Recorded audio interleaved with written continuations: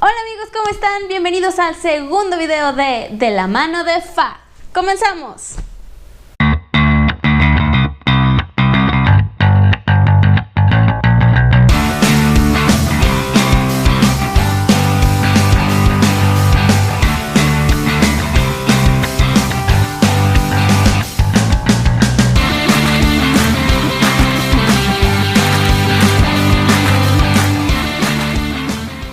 Ok, el día de hoy quiero hablarles acerca de un tema muy importante. Es algo que todo escritor debe tener muy claro antes de sentarse a redactar. Me refiero a las personas gramaticales y a los distintos tipos de narrador con los cuales podemos contar una historia. Más allá de darles una definición de cada tipo de narrador y cuestiones así, lo que quiero es darles ejemplos claros y contundentes de libros que he leído y me gustan. Pero lo que sí me gustaría hacer antes de comenzar es darles una definición muy breve sobre las personas gramaticales, simplemente para quitar el tema del camino y pues que todos estemos en la misma página.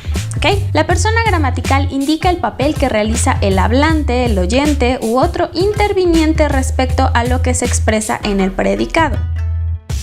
En español existen tres personas y son representadas por pronombres personales: yo, tú, él. En este video solamente nos vamos a enfocar en el singular de las tres personas gramaticales. Voy a darles ejemplos de los distintos narradores de cada persona gramatical. Las obras que voy a mencionar son obras que en mi opinión funcionan, es decir, el tipo de narrador que eligió el autor realmente funciona, y les voy a decir por qué. También les voy a decir cuáles son las limitantes de ese narrador y por qué no podría a lo mejor funcionar en otros escenarios. Vamos con la primera persona. Para empezar voy a hablar acerca de un cuento de Edgar Allan Poe. El cuento elegido es El gato negro. El gato negro de Edgar Allan Poe es un cuento de horror y el tipo de narrador que utiliza es narrador protagonista. Vamos a leer un extracto.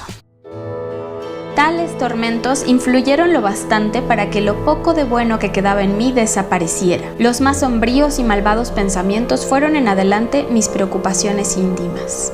Consumado este horrible asesinato, traté de esconder el cuerpo. Juzgué que no podía hacerlo desaparecer de la casa en ningún momento sin correr el riesgo de ser observado por los vecinos.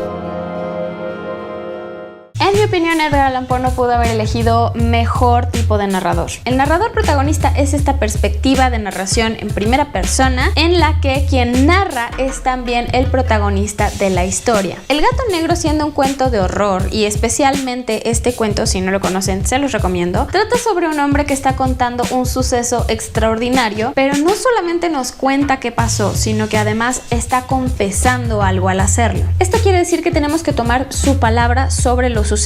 En todas las temáticas de horror y suspenso es bastante común encontrar narraciones en primera persona, lo cual funciona de maravilla porque nos hace sentir como si estuviéramos ahí, y al no tener tanta información disponible, porque solamente sabemos lo que nos quiere contar el protagonista de la historia, es muy fácil que nos sorprendamos y que ocurran cosas que parecen completamente fuera de nuestro control. Eso ayuda a generar tensión, suspenso y a sentir intimidad, a sentirnos verdaderamente cerca de quien está contando la historia, porque lo estamos escuchando de boca de quien lo vivió. ¿En qué tipo de libros podría no funcionar un narrador protagonista? En los que tenemos que abordar un sinfín de información, un sinfín de personajes, y la perspectiva del protagonista resultaría demasiado limitante. Con este tipo de narrador no podemos darle a conocer al lector nada que no conozca el protagonista. No podemos saber qué está pasando en la habitación contigua, no podemos saber qué está pensando otro personaje a menos que se lo diga al protagonista. Por ejemplo, si queremos hablar sobre los distintos sentimientos y cómo está viviendo cada personaje un mismo suceso, solamente vamos a saber cómo lo está experimentando el protagonista, a menos que saltemos de personaje en personaje y que cada personaje narre desde su punto de vista. Siguiente. Estudio en Escarlata de Sir Arthur Conan Doyle es una novela policíaca en la que el autor utiliza un narrador testigo.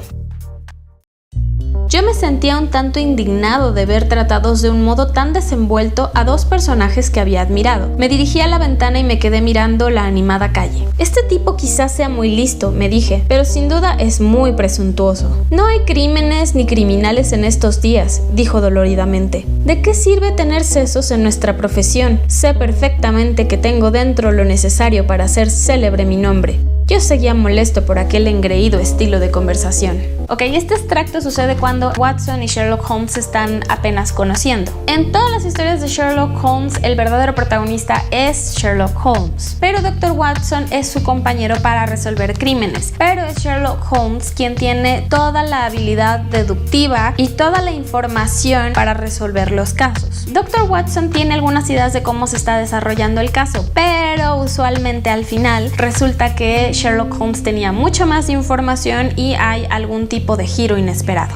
Es por eso que este narrador se le llama testigo, porque es alguien que sin ser el protagonista está viendo cómo se desenvuelve la historia. En el caso de las aventuras de Sherlock Holmes funciona de maravilla porque si él nos estuviera contando absolutamente todo lo que está pasando, tendríamos prácticamente toda la información desde el comienzo de la historia. Ahora, hay otras historias de detectives en las que los detectives están narrando sus proezas, pero en el caso de Sherlock Holmes funciona muy bien porque se trata de un personaje bastante excéntrico y excepcional. Su capacidad deductiva es impresionante, es un genio, pero además tiene un ego del tamaño del mundo. Y si al mismo Dr. Watson le resulta fastidiosa la manera en la que se expresa, a nosotros como lectores nos pasaría lo mismo, causando que nos disasociáramos un poco de él y que no empatizáramos mucho. Prácticamente todos nos podemos sentir identificados con Dr. Watson. Y la verdad es que está padre que, al igual que Dr. Watson, algunas de nuestras conclusiones no vayan a ser las mismas que Sherlock Holmes, porque ahí está el elemento sorpresa. Pero para que vean que no, la primera persona no funciona solamente en casos de terror o misterio, voy a dar otro ejemplo que no tiene nada que ver con esos subgéneros. Cumbres borrascosas de Emily Bronte es una novela gótica y, al igual que Estudio en Escarlata de Sir Arthur Conan Doyle, utiliza un narrador testigo. Me interesó enseguida la misteriosa Catalina y comencé a descifrar sus borrosos jeroglíficos. Un domingo horrible, así comenzaba el párrafo que seguía. Hubiera querido que mi padre estuviese de vuelta.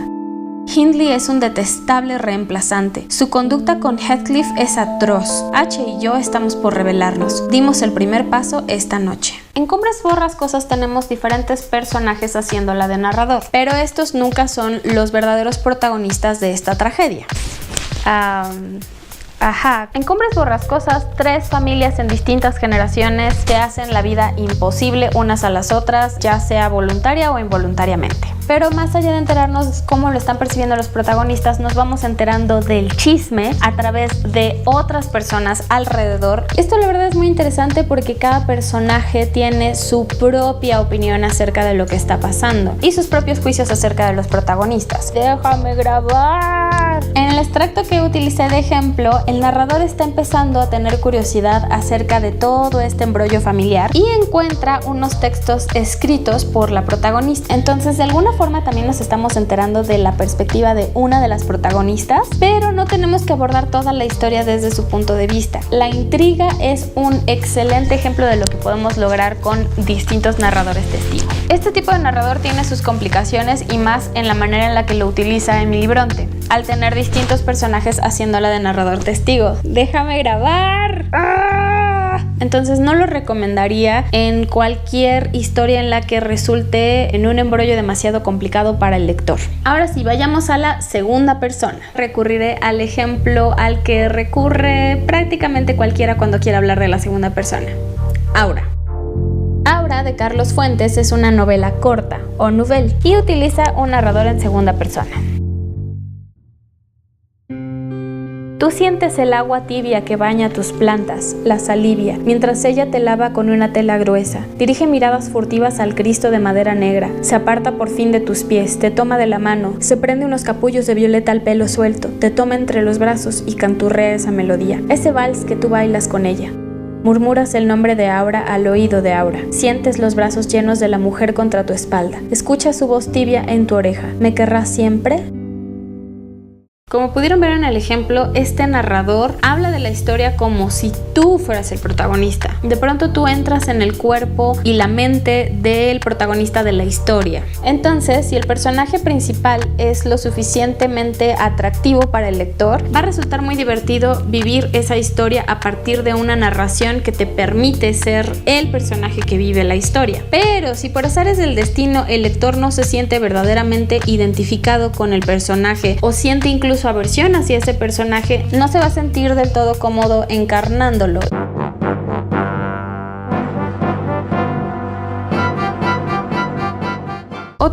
problema que veo con este tipo de narrador es el tiempo verbal futuro. En Naura, Carlos Fuentes normalmente escribe en presente, pero hay ciertos fragmentos en los que escribe en futuro. Ejemplo, vivirás ese día idéntico a los demás y no volverás a recordarlo sino al día siguiente. Usar la segunda persona en tiempo futuro puede llegar a sonar a mandato o a que estás limitando a la persona, a que estás estableciendo ya su destino y estás decidiendo por ella todas las acciones que deberá tomar. Y muchas veces la razón va a luchar contra eso, va a decirte no, ¿por qué me estás diciendo qué hacer? Al menos eso es como yo lo llego a experimentar, pero en presente funciona. Para el lector puede ser muy emocionante adoptar otra personalidad, pero el personaje debe de ameritarlo, y la verdad no creo que sea coincidencia que haya pocos ejemplos de grandes obras en segunda persona, ya que se necesita de un verdadero maestro, un experto, un dios de la literatura para escribir en segunda persona y no cansar al lector. Sinceramente me gustaría ver más obras nuevas que se arriesgaran a usar este tipo de narrador, porque es un verdadero reto, y no sé ustedes, pero yo en los últimos años no he leído nada con este narrador, pero si ustedes sí ubican alguna obra contemporánea que haya salido en los últimos años, déjenmelo en los comentarios, me interesaría muchísimo saber. Vamos con la tercera persona gramatical, y para este ejemplo he seleccionado Harry Potter y la Cámara Secreta. ¿Por qué el segundo libro en esta saga? Porque es la única que tengo en español, las demás las tengo en idioma original. Además, J.K. Rowling se toma algunas libertades con este tipo de narrador en ciertos libros, pero no en este, así que lo podemos utilizar como un ejemplo íntegro. Harry Potter y la Cámara Secreta de J.K. Rowling es una novela fantástica en la que el narrador es equisciente. De pronto, Harry se irguió en el banco del jardín. Se había quedado ensimismado mirando el seto, y el seto le devolvía la mirada. Entre las hojas habían aparecido dos grandes ojos verdes. «Sé qué día es hoy», canturrió Dudley, acercándose con andares de pato. Los ojos grandes se cerraron y desaparecieron. ¿Qué?, preguntó Harry, sin apartar la vista del lugar por donde habían desaparecido.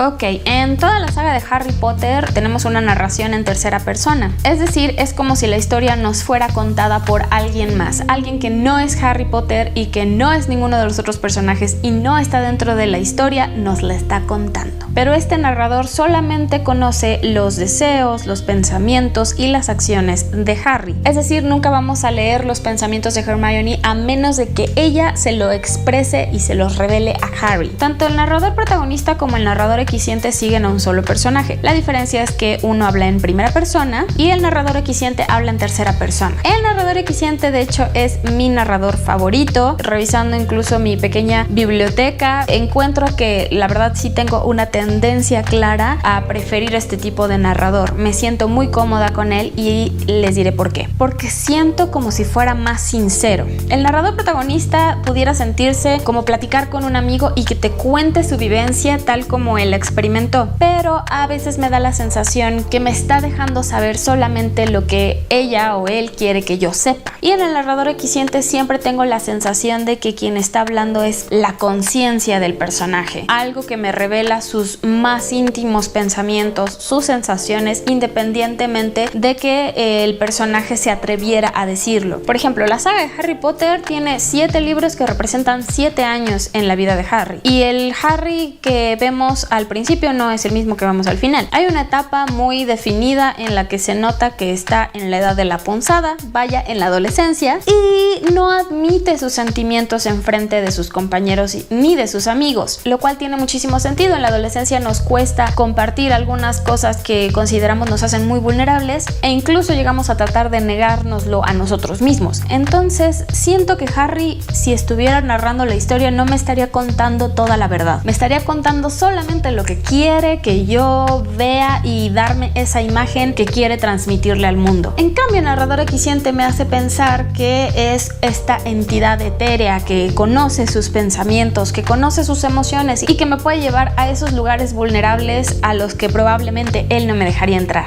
Y me gusta también mucho escribirlo. De hecho, mi novela está escrita en narrador equisciente porque la verdad sí me parece muy útil esa parte de limitación en cuanto a la información que le estás dando al lector. Con el narrador omnisciente puedes ir a donde quieras, estar en la cabeza que quieras, y eso da muchísima libertad para ciertos géneros, pero en algunos tipos de novela psicológica, por ejemplo, que es mi género favorito para escribir, de hecho encuentro esa libertad contraproducente. Finalmente, vayamos con el último ejemplo. Las Crónicas Marcianas de Ray Bradbury es una novela de ciencia ficción, en la que exploramos la acción a través de un narrador omnisciente. Un minuto antes era invierno en Ohio. Las puertas y las ventanas estaban cerradas. La escarcha empañaba los vidrios. Los carámbanos bordeaban los techos. Los niños esquiaban en las pendientes. Las mujeres envueltas en abrigos de piel caminaban pesadamente por las calles heladas como grandes osos negros. Y de pronto, una larga ola de calor atravesó el pueblo. Una marea de aire cálido, como si alguien hubiera dejado abierta la puerta de un horno. El calor latió entre las casas y los arbustos y los niños. Algo que me gusta mucho del narrador omnisciente es que tiene una visión de águila. El narrador omnisciente es prácticamente un dios que puede verlo todo, conocerlo todo. Aquí nos habla de que hay mujeres envueltas en gruesos abrigos como osos. Nos cuenta qué pasa con los niños, con los arbustos, con las casas. Y no solo eso. En Crónicas Marcianas esto es particularmente importante porque abordamos las perspectivas de varios personajes. Tenemos tanto terrícolas como marcianos. Y estas perspectivas realmente enriquecen la historia. En este punto quiero hacer énfasis en lo importante que es saber qué enfoque queremos darle a una historia, porque una misma historia puede tener distintos enfoques y puede provocar distintas emociones, distinta reacción en el lector. Por ejemplo, si Crónicas Marcianas estuviera escrita solamente desde el punto de vista de los terrícolas, su atmósfera podría tender más hacia el suspenso. Que vaya, sí hay suspenso en Crónicas Marcianas, pero no es una historia de terror. Ray Bradbury incluso nos da cierta crítica social, y esa crítica social la logra gracias a darnos estas diferentes perspectivas. El narrador omnisciente nos da la sensación de que esto es algo más grande que uno mismo. Nos da la sensación de objetividad más que de subjetividad. Es por eso que seleccionar un narrador puede hacer la diferencia a la hora de escribir. Espero que estos ejemplos hayan servido para demostrarles que cada tipo de narrador tiene sus cualidades y que cada tipo de narrador es útil dependiendo del género, el subgénero, el enfoque, incluso la extensión. Y seleccionar el narrador adecuado para la historia que quieres contar es crucial para determinar el efecto que va a tener en tu lector y al final sí influye en si le va a gustar o no lo que está leyendo. Espero realmente que les haya servido este video. Quiero agradecer muy especialmente a los amigos que compartieron y que le dieron like al video pasado, a los que me mandaron algún mensaje y a los que me dejaron sus comentarios. Muchas gracias por apoyarme en este proyecto. Gracias, gracias, gracias. Y quiero darle las gracias a José Hernández, quien en el video pasado comentó que le gustaría que hiciera un video género por género, destacando lo más importante a la hora de escribir un libro o una historia del mismo. La verdad es que me parece una muy buena idea. Muchas gracias por ver el video y principalmente por comentar y pedir algo más de contenido. Así que gracias y sí, trabajaré en ello. Y tú que estás viendo este video, no olvides dejarme tus comentarios al respecto, tus vivencias y también qué es lo que te gustaría ver en próximos videos. Ya saben qué es lo que viene, el recordatorio de que dejen su manita arriba, lo compartan, se suscriban y le den clic a la campanita para que sepan cuando subo nuevos videos. Y también les recuerdo que me pueden seguir en mis redes sociales como Fátima Galvos. Aquí en mi canal de YouTube también subo covers. Me fascina cantar y también si tienen sugerencias o algo que les gustara escuchar, no olviden decírmelo. Sigan a la Covacha MX, donde podrán encontrar contenido de cómics, manga, anime, cine, en fin, un montón de cosas muy padres que a mí me encantan, y ahí colaboro regularmente tanto con artículos y reseñas como con videos. Y recuerden seguir a Dragon Rider MX, mi esposo motoblogger que comparte nuestras andanzas sobre motocicleta, además de un montón de contenido muy padre acerca del motociclismo. Y pues ya, eso es todo, los veo en el próximo video. ¡Chao!